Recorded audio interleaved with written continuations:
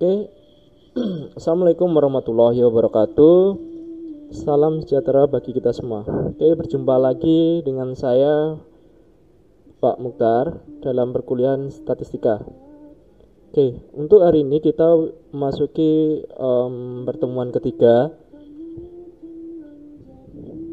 sehingga materi pada hari ini yaitu deskripsi data ukuran pemusatan. Oke, apa itu? Ukuran pemusatan adalah nilai tunggal yang mewakili suatu kumpulan data. Nilai tersebut menunjukkan pusat nilai data. Oke, nanti di pertemuan keempat kita akan mempelajari tentang dispersi. Nah, itu lanjutan dari ukuran pemusatan. Jadi ukuran pemusatan itu hanya satu titik aja. Oke. Contohnya yaitu adalah menghitung rata-rata. Rata-rata adalah salah satu contoh dari ukuran pemusatan. Median, modus itu juga termasuk dari ukuran pemusatan. Oke. Nah, rata-rata ini adalah rumus untuk rata-rata populasi. Pada pertemuan pertama kemarin rata-rata populasi saya lambangkan dengan mu atau X gede bar, X yang kapital ya, yang gede ya, dapat dicari dengan cara menjumlahkan data XI. Maksudnya XI itu penjumlahan dari data. Misalkan kita mempunyai 10 data, X1 ditambah X2 sampai ditambah X10 dibagi dengan N. Nah, N-nya tadi 10, berarti penjumlahan X dibagi dengan 10, maka itu adalah nilai dari rata-rata itu. Nah, ini untuk rata-rata sampel. Sama ya, cuman beda di simbolnya saja. Oke. Ada beberapa sifat rata-rata. Yang pertama yaitu setiap data yang memiliki skala pengukuran interval maupun rasio hanya mempunyai satu rata-rata. Semua data harus dimasukkan ke dalam perhitungan rata-rata. Oke, kalau misalkan nanti ada data yang tidak dijumlahkan dari pembilang tadi ini, maksudnya pembilang itu yang atas X ini, nanti akan berpengaruh terhadap rata-ratanya. Kan seharusnya data 10, ternyata yang kita jumlahkan hanya 9 data dan pembagian 10. Nah, itu akan keliru menghitung rata-ratanya. Oke. Yang ketiga, rata-rata hitung bisa digunakan untuk membandingkan dua populasi atau lebih. Maksudnya di sini, misalkan kita akan mengamati rata-rata dari tinggi badan dua kelas, yaitu misalkan kelas A sama kelas B. Tinggi rata-rata dari kelas A ternyata 165 dan rata-rata dari tinggi badan kelas B yaitu 167. Jadi kita bisa membandingkan tinggi badan dari dua kelas tersebut, lihat dari rata-ratanya. Oke, selanjutnya sifat keempat, penjumlahan dari X, ini seharusnya kurang I ya, XI dikurangi dari rata-rata X nya itu sama dengan 0. Oke, terus rata-rata dipengaruhi nilai ekstrim. Oke, maksudnya gimana? Oke, maksudnya ini saya punya data Excel tadi udah saya buka. Nah, rata-rata yaitu sama dengan rumusnya apa tadi? Penjumlahan. Sini saya tulis sum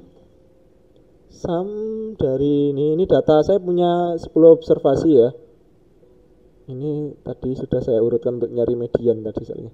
Nih, saya ubah lagi, sorry. Oke, saya ganti, ini tak urutkan lagi 1 2. Oke.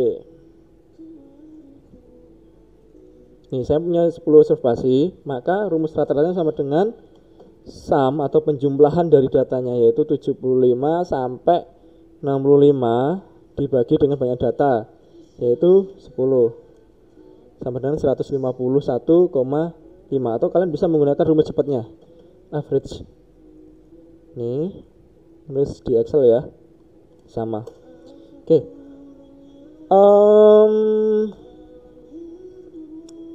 Di sini ada nilai ekstrim yaitu 75. Kalau misalkan ini saya balikin ke data pada umumnya. Nggak mungkin kan tinggi badan 175 cm, kecuali ada kelainan ya. Nah ini tinggi badannya saya bikin normal dulu semua. Ini tinggi badan rata-rata dari suatu kelas ya, 160. Suatu ketika ada mahasiswa baru keturunan dari luar negeri, tingginya misalkan 210 cm. Ini sangat berpengaruh sekali terhadap rata-ratanya. Oke, ini rata-ratanya akan naik. Nah ketika ternyata ada ini ekstrim tinggi ya, ada ekstrim tinggi sama ekstrim rendah, ada dua ekstrim ya. Misalkan ternyata ada mahasiswa yang memiliki keterbatasan fisik, misalkan tinggi badannya cuma 50 cm. Nah ini akan turun jauh untuk rata-ratanya 100 menjadi 149. Itu maksudnya dari nilai ekstrim. Jadi rata-rata itu sangat dipengaruhi oleh nilai ekstrim. Oke, contoh. Hitunglah rata-rata dari data samping. Maka untuk mencarinya kita jumlahkan dulu nilai ini. Lalu dibagi dengan banyak data. Banyak data ada 20. Oke. Coba kita cari di Excel ya.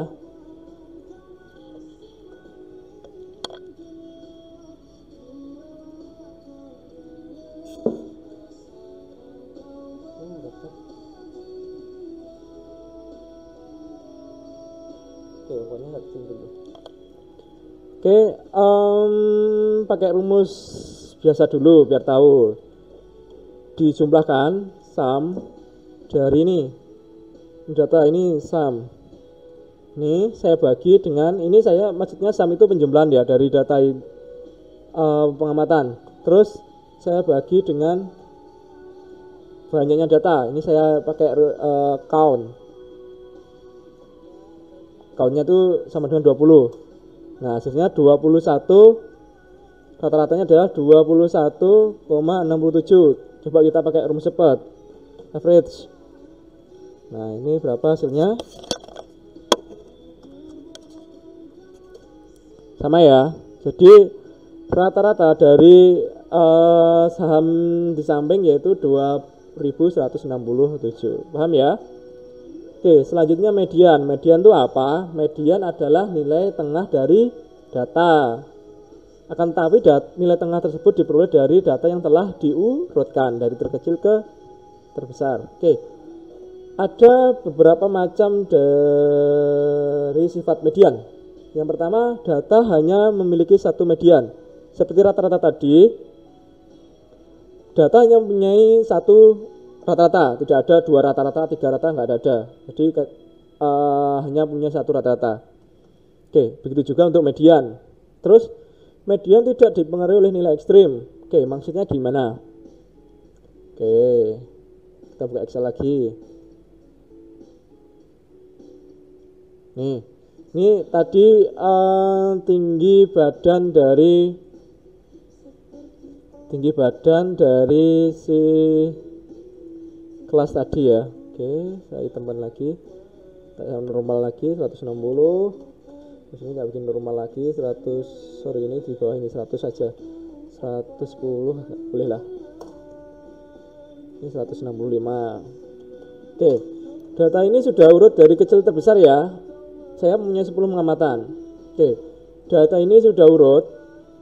Kan untuk mencari median diurutkan dulu datanya terkecil ke terbesar. Terus di sini saya mempunyai 10 observasi. Maka nilai mediannya nanti terletak antara pengamatan ke-5 sama pengamatan ke-6. Sehingga ini ya, pengamatan ke-5 yaitu 160 ditambah 160 dibagi 2 sama dengan 160. Oke. Suatu ketika ada nilai ekstrim. Nilai ekstrimnya itu ya tadi, ternyata ada kedatangan bule tingginya 220. Oke, median kita berubah enggak? Masih sama ya, 160 ya, ternyata masih sama. Dan suatu ketika ada mahasiswa baru, akan tetapi mahasiswa baru tersebut mengalami keterbelakangan fisik. Misalkan tinggi badannya 60 cm. Oke, masih sama. Jadi kesimpulannya dia tidak dipengaruhi oleh nilai ekstrim. Oke, Median bisa dicari untuk skala pengukuran rasio, interval, dan ordinal. Apa itu? Buka lagi di slide pertemuan pertama kita. Oke, kita lanjutkan lagi. Inilah rumus median. Untuk data ganjil, maka rumus median adalah data ke N plus 1 bagi 2. Oke, sedangkan median data genap, data ke N per 2 ditambah data ke N per 2 plus 1 dijumlahkan dibagi dengan 2. Oke, paham? N itu banyaknya data kayak tadi. Ini N-nya sama dengan 10. Nah, ini N nanti ikuti soalnya ya. Oke, contohnya, ini contohnya ya. Ini data, masih data harga saham tadi. Oke, data ini saya urutkan dulu. Nah, ini jadinya, ini sudah saya urutkan. Oke, di sini ada 20 observasi atau N-nya sama dengan 20. Oke, rumusnya untuk yang genap tadi adalah data S ke N bagi 2 ditambah data ke N bagi 2 ditambahkan 1 dijumlahkan dibagi 2. Oke, N-nya tadi adalah 20 bagi 2 sama dengan 10. Iya, 10. Terus 10 tambah 1 sama dengan 11. Jadi mediannya itu data ke 10 ditambah data ke 11 dibagi 2. Oke, data 10 lihat. Sini sudah saya tandai biru.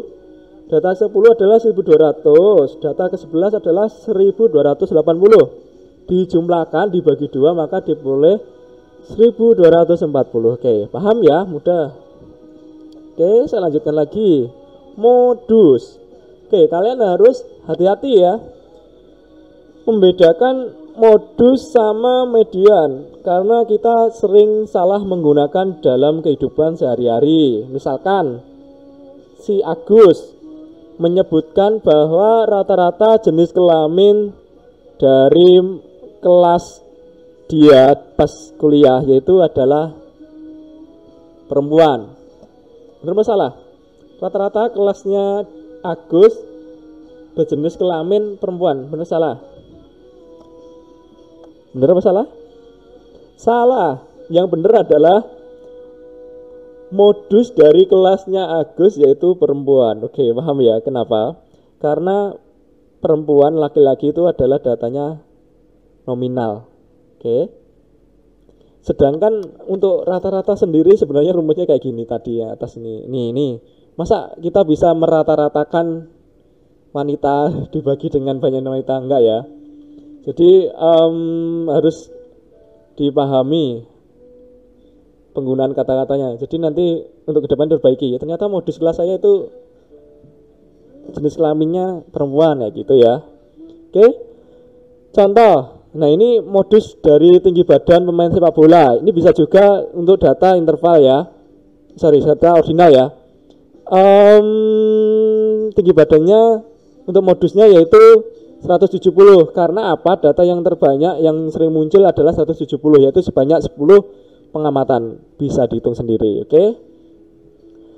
Nah, selanjutnya ada rata-rata tertimbang. Apa itu? Oke, rata-rata tertimbang itu adalah dipengaruhi dengan pembobot. Di sini pembobot saya lambangkan dengan W. Oke. Rata-rata tertimbang dapat dicari dengan pembobot 1 dikalikan dengan data ke-1 ditambah pembobot kedua kalikan data kedua dan seterusnya, dan dibagi dari penjumlahan dari pembobot tersebut. Oke, ini berguna kalau kita misalkan punya suatu prioritas, misalkan mau masuk di ujian perguruan tinggi negeri atau perguruan tinggi swasta, ada soal-soal atau mata ujian yang diujikan itu ternyata memiliki tingkat kesulitan yang berbeda, maka tingkat kesulitan yang paling tinggi kita boboti nilainya paling tinggi, kayak gitu. Contohnya seperti ini. Ya. Sebuah perguruan tinggi membuka penerimaan mahasiswa baru. Dalam rangka penerimaan, perguruan tinggi tersebut melaksanakan ujian masuk untuk calon mahasiswa baru. Calon mahasiswa baru diwajibkan mengikuti tes kemampuan 3 mata pelajaran, yaitu matematika, bahasa Inggris, dan pengetahuan umum. Oke. Karena matematika yang sulit diberi bobot 50. Terus bahasa Inggris agak mudah 50, pengetahuan umum yang mudah 20. Maka rata-ratanya dapat dicari dengan nilai matematika tadi 65 dikalikan dengan bobotnya 50 ditambah dari bahasa Inggrisnya itu 70 kali 30, terus pengetahuan umum 80 kali 20. Nah, pembobotnya yaitu 50 tambah 30 tambah 20 sehingga diperoleh angka ini. Oke, ini bisa dihitung sendiri, maka rata-rata pembobotnya yaitu diperoleh 69,5. Oke, paham ya ini ya, masih mudah. Oke, nah ini rata-rata ukur. Nah, ini bisa kadang-kadang digunakan untuk mencari rata-rata pembungaan. Nah, ini dapat dicari dengan mengalihkan dari data diakarkan banyaknya data. N ini banyak data ya. Oke, contohnya kayak gini. Diketahui data suku bunga tabungan beberapa bank adalah sebagai berikut. 6,75, 5,75 sampai 5,60. Ini bunganya bunga suku bunga anual ya atau per tahunan ya. Oke, berapakah rata-rata ukur atau geometrik suku bunga bank-bank tersebut? Dapat dicari yaitu dengan cara mengalihkan data ini dikalikan lalu diakarkan pangkat banyaknya data. Oke, ini pangkat 10 karena datanya banyak 10. Ini kalian cari pakai kalkulator ya. Kalau pakai kalkulator dagang nggak bisa ya, itu diboleh 6,095. Oke, ini bisa juga pakai Excel. Sekarang menghitung rata-rata dari data yang dikelompokkan. Untuk rumusnya yaitu adalah penjumlahan dari FI kalikan XI dibagi penjumlahan dari FI. Oke, FI itu adalah frekuensi data kelas GI, sedangkan XI adalah nilai tengah kelas GI. Oke, ini contohnya biar lebih paham. Di sini saya mempunyai 6 kelas untuk data tinggi badan. Ada di sini XI itu nilai tengahnya.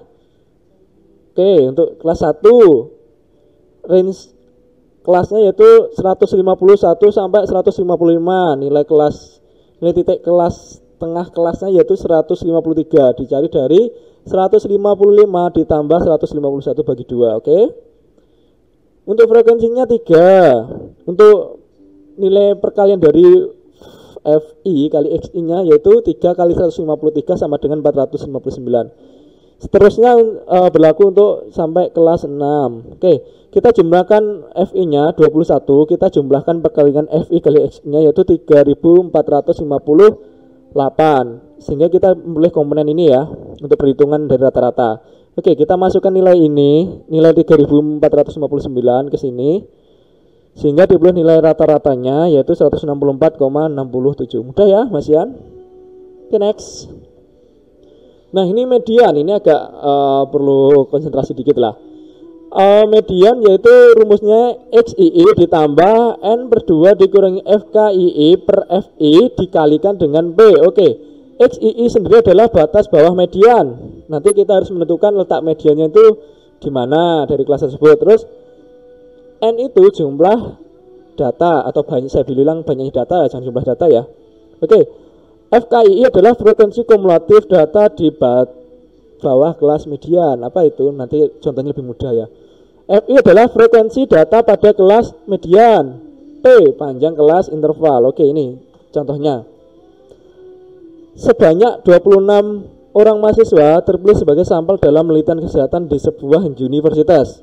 Mahasiswa yang terpilih tersebut diukur berat badannya. Hasil pengukuran berat badan disajikan dalam data kelompok seperti di bawah ini. Oke, pertanyaan saya, mediannya tuh nanti terletak di berapa? 26 bagi 2, yaitu karena mediannya nilai tengah. 26 bagi 2 yaitu 13, yaitu terletak data di 13. Oke, kan 26 bagi 2 kan 13. Di sini kita lihat frekuensinya yang mendekati angka 13. Nah, ini 9 sama 14. Tapi 9 itu belum menjangkau dari 13. Akan tetapi 14 udah menjangkau angka ke 13. Sehingga untuk medianya terletak di kelas ke 4. Oke, paham? Oke, kita masukkan ke rumus median. XII-nya berapa? 60,5. 60,5 XII merupakan batas bawah median. Oke, batas bawah kelasnya itu 61 dikurangi 0,5 sama dengan 60,5. N-nya sama dengan 26, banyaknya data. FKII adalah frekuensi kumulatif data di bawah kelas median. Ini ya, di bawahnya 14 ada 9. Terus FI frekuensi kelasnya kelas 4 yaitu 5. Panjang kelasnya itu 5. Untuk panjang kelas bukan dicari dari 50 kurang 46 ya, tapi 46, 47, 48, 49, 50. Ada 5. Masukkan deh angka ini ke rumus ini, terus diperoleh nilailah ini. Mediannya itu 64,5. Oke? Bisa dipahami? Lanjut. Oke, sekarang modus. Nah, untuk modus sendiri rumusnya ini. Modus sama dengan B tambah B1 dibagi dengan B1 plus B2 dikalikan dengan P. B itu apa? B itu adalah batas bawah kelas interval dengan frekuensi terbanyak. Oke, paham? P adalah panjang kelas interval. B1 yaitu frekuensi kelas modus dikurangi frekuensi kelas sebelumnya. B2 yaitu frekuensi kelas modus dikurangi frekuensi kelas sesudahnya. Ya, biar lebih paham nih contohnya ya. Nah, ini ada data nilai statistik mahasiswa jurusan ekonomi sebuah universitas. Ini bukan nilainya statistisia ya, bukan kalian ya. Oke. Di sini frekuensi tertinggi yaitu 27, terletak di kelas ke-4 ya. Oke, berarti modusnya terletak di kelas 4. Pertanyaannya berapakah modus nilai statistik mahasiswa tersebut? Oke. Kita nyari B1 dulu ini ya. B1 dulu rumusnya FM min FM1. Oke, FM tadi apa? F1 berapa? Apa? Tadi frekuensi FM itu adalah frekuensi modusnya yaitu 27 dikurangi FM min 1. Berarti frekuensi sebelum modus yaitu dikurangi 14. Oke, diperoleh 13. Untuk B2 yaitu FM dikurangi FM plus 1. Oke, 27 dikurangi 21 sama dengan 6. Oke, paham ya? Dapatkannya. Oke.